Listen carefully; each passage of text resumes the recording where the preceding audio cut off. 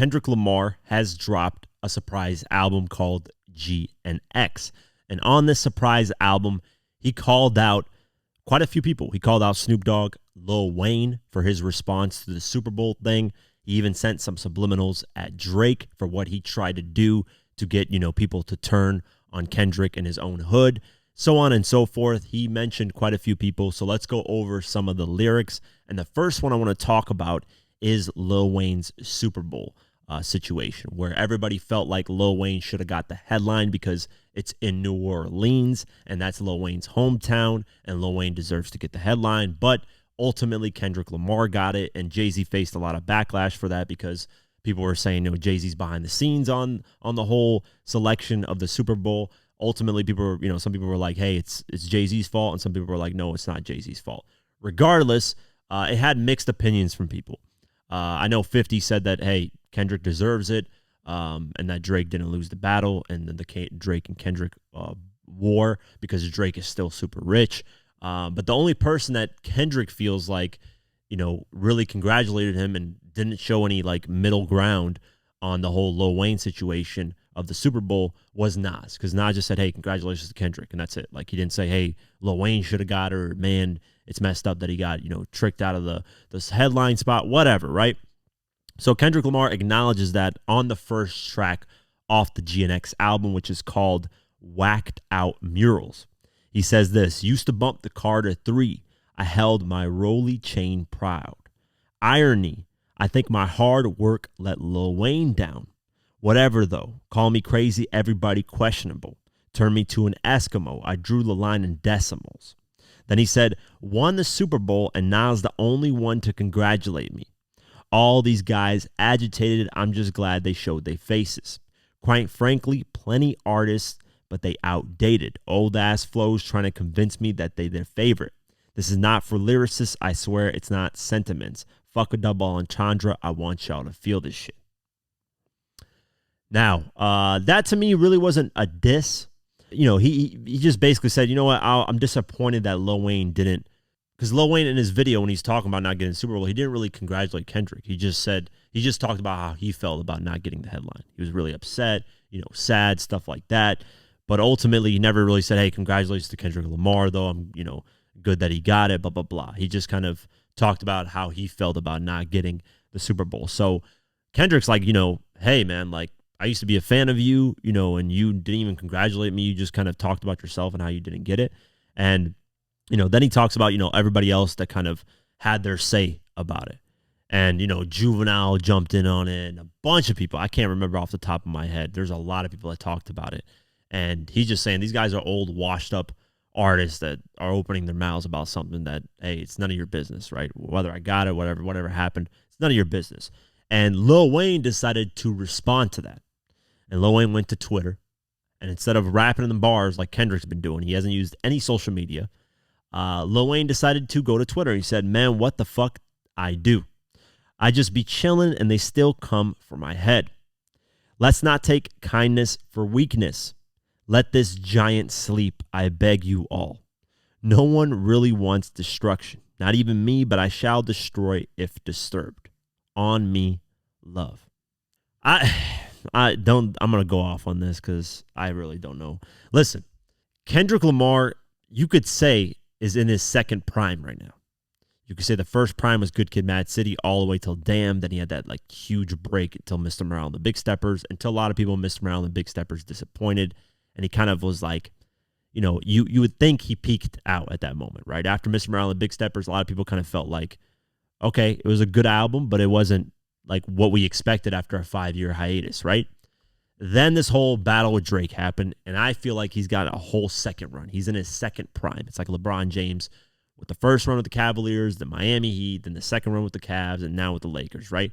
Kendrick's in his, well, we could say the prime of LeBron is Miami Heat. So Kendrick was in the Miami Heat moment. Then he's in the second stint at the Cavaliers, right? That's where he's at right now. And LeBron, arguably, in those 4 years with the Cavs, from 2015 till 2018, was his best prime ever. That 2018 LeBron was insane. Anyways, I'm getting off track. But this is where Kendrick is right now, right? He has that Like That record with Future, Metro Boomin, does amazing, goes number 1. has the battle with Drake, even slightly a little bit with J. Cole, but has the battle with Drake, dominates on the charts, gets Not Like Us #1. Now with GNX coming out, it is scheduled that the Squabble Up, a.k.a. the Broccoli with the Haki, which went crazy on TikTok when it got previewed from the Not Like Us video, that record is on pace to go #1 this upcoming week off the album. So he's going to have 3 #1 records in the same year. That's never happened to Kendrick's career. Never. So you could say he's in his prime right now. He's hitting a new leg of his prime, and it's actually his prime.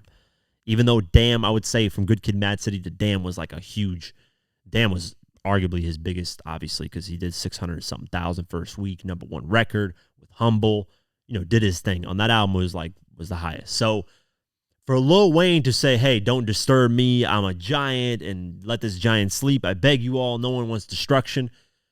This is basically Jake Paul versus Mike Tyson, if this ever were to happen. Mike Tyson is too old to be boxing. Of course Jake Paul is going to beat him.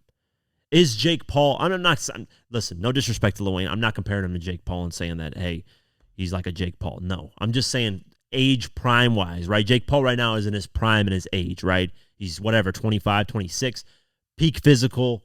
So going up against a 58-year-old, 57-year-old man boxing him doesn't make any sense. Obviously, Mike Tyson in his prime would fucking destroy Jake Paul. The guy wouldn't even stand a second in the ring with him. But that's the thing. Wayne has gone past his prime.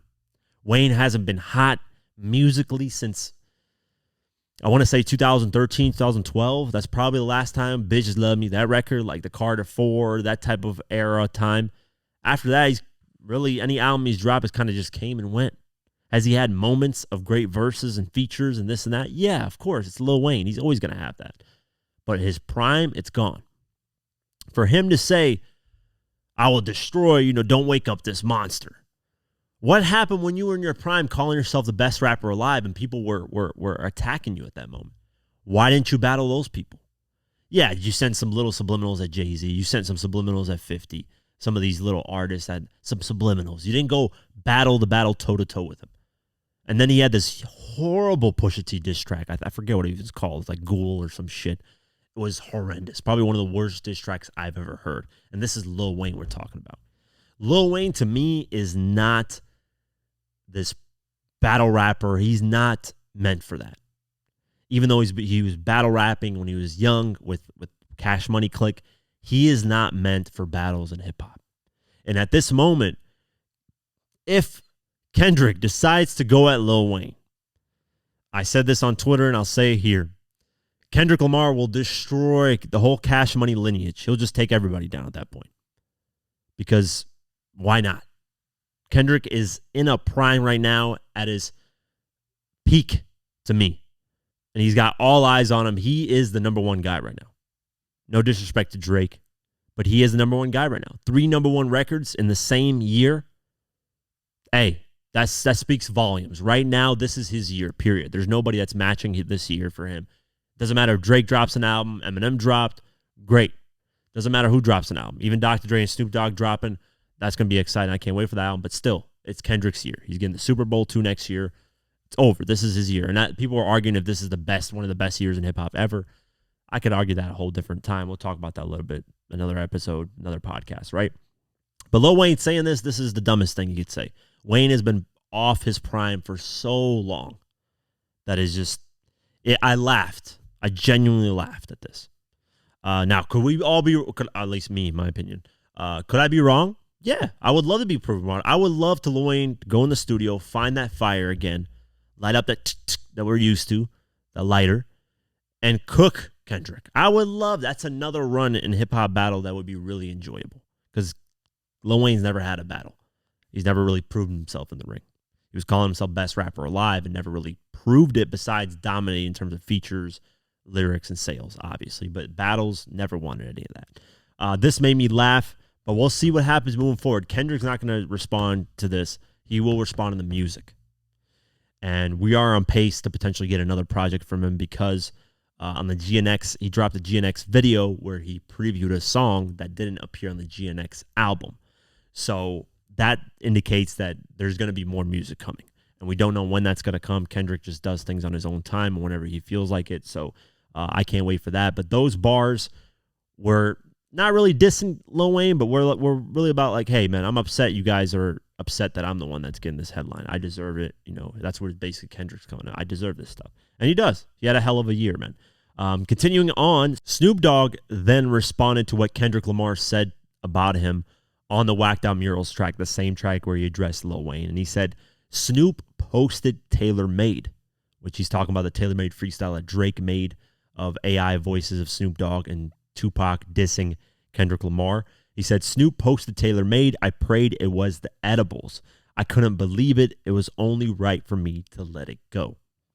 And what Snoop Dogg did was reacted to the Tailor Made song, laughed at it, and, you know, just basically praised the record. Didn't really praise it like crazy, but he just enjoyed the record. And then Snoop Dogg responded to that bar and said, K-Dot new album GNX fire emojis. It was the edibles. He put laughing emojis, West King. So he said he kind of blamed it on him being high and not really knowing what's going on. So that was a really, you know, a friendly kind of response and exchange. But you could tell this bothered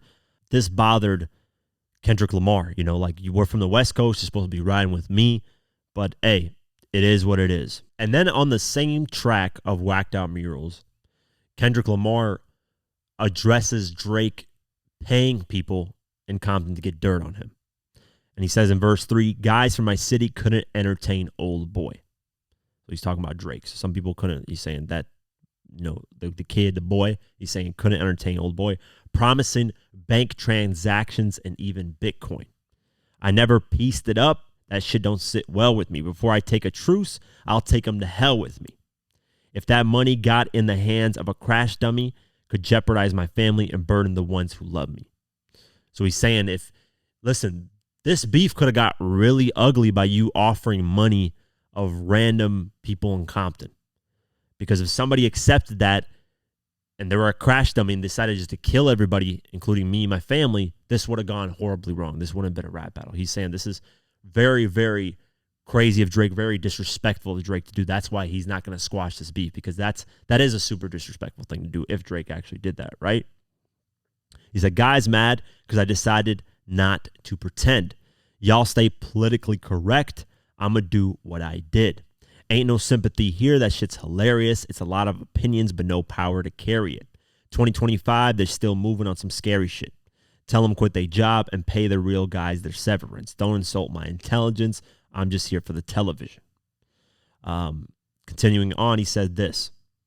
Okay, guys, let's settle it. These guys been fake loyal. Since y'all pandering to choose a side, let me do it for you. Okay, fuck your hip hop. I watched the party just die. Now, this is where the Kendrick censors a word because of potential lawsuits, but he says, guys cackling about, and it's censored, while all of y'all is on trial. And what he mentions here, it's pretty easy to tell.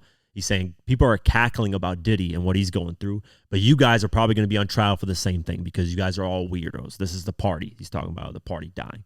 He said, guys thought that I was antisocial when I stayed inside my house. You better off to have one woman. Everything is tricky right now. So he's saying I wasn't the one entertaining all these crazy females, these parties that you guys were doing. I'm married. I was inside my house with my wife and kids. And he's like, just, hey, saying, here's some advice. Right now, it's crazy out there. If you're having fun with all these women, you're going to get caught up in something crazy and stupid. He says, you guys live in denial. A, fuck anybody empathetic to the other side, I vow. A bitch guy love bitch guys. They exist within him style. Exterminate him right now. Make Cat Williams and them proud, and the truth about to get loud. No juice inside my cup. I sober up and knock them all off. So throughout this whole verse, he's definitely going at Drake. He's talking about the whole incidents of, you know, Drake trying to pay people to get dirty information on him. Well, Drake has responded to that. He appeared on the XQC live stream doing the stake deal that he has with the gambling stuff. And he said this. I'm here, as you can see, fully intact. Mind, body, and soul, in case you were wondering.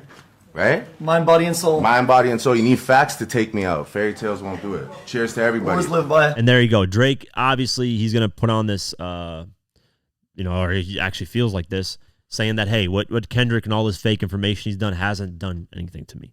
This guy's just feeding you guys fake information. That's not going to kill me. and I'm still here. And then he announced that him and the Party Next Door collab album is about 80% done.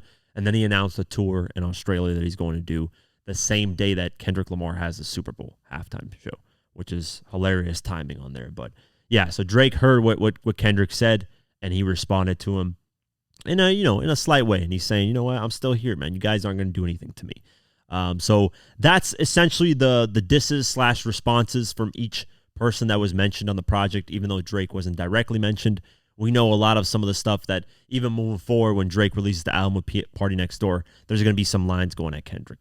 Their beef is not over. They're going to subliminally diss each other, and that's just is what it is. We're always going to get that. And there are going to be some lines that people are going to reach and be like, hey, this is about Drake, when it really wasn't. I think only this track really mentions anything about Drake. There are some tracks here and there that I saw where some lines can seem they're at Drake, but to me, the Whacked Out Murals, which is actually, the title comes from his mural being crossed out with OVO and destroyed. So that's as clear as day that this is a track addressing all the controversy, including Drake, including Lil Wayne. Yeah, I don't know. What do you guys think of the track? I really enjoyed it. I think it's a great start to this project for sure.